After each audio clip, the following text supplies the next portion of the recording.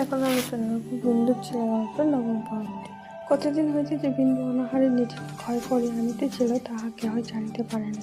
বাপের বাড়ি এসে জ্বর হইল, দ্বিতীয় দিন 2-3 বার মূর্ছা হইল। তাহার শেষ মূর্ছা আর ভাঙিতে চাহিল না। অনেক চেষ্টায় অনেক পরে যখন তাহার চৈতন্য ফিরিয়া আসিল, তখন দুর্বল নারী একেবারেই বসিয়া গিয়াছে। সংবাদ পাইয়া মাধব আসিলেন। সে স্বামীর পায়ের তলা মাথায় দিল, কিন্তু তাতে দাঁত চাপিয়া রহিল। শত অনুনয়ে এক ফোঁটাও দুধ পর্যন্ত গিলিল না। মাধব হতাশ হয়ে বলিলেন, আত্মহত্যা করছো কেন?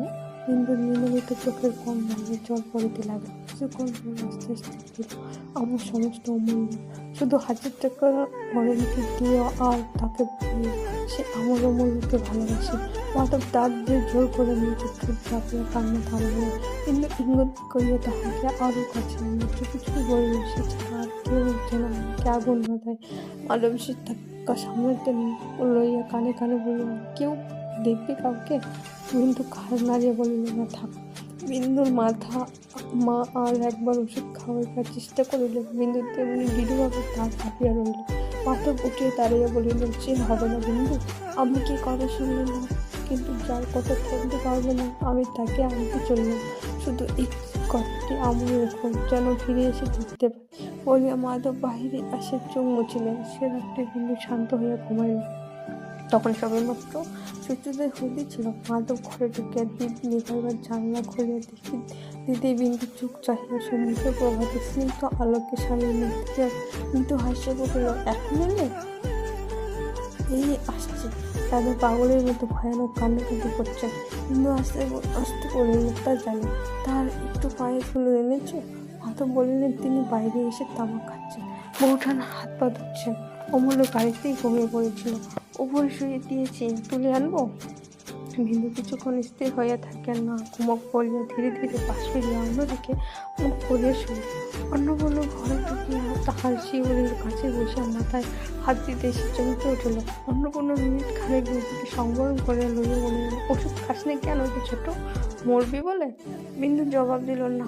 অন্নপূর্ণ তাহার কানের উপর মুখ রাখিয়া চুপি চুপি বললেন, আমার বুক ফেটে যাচ্ছে, তুই বুঝতে পারছিস? বিন্দু তেমনি চুপি চুপি উত্তর দিল, পারছি দিদি, তবে মুখ ফেরা।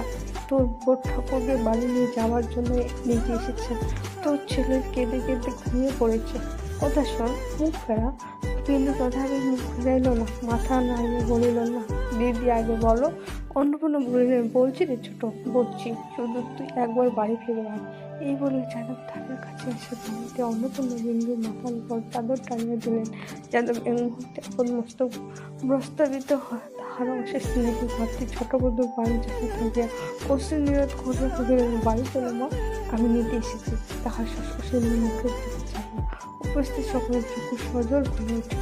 যাদব আর এক মুহূর্তে মনে থাকা বললেন, আর একদিন যখন এতটুকু ছিলেন না মা, তখন আমি এসে আমার সংসারের মা লক্ষ্মীকে নিয়ে নিয়েছিলাম, আবার আসতে হবে ভাবিনি।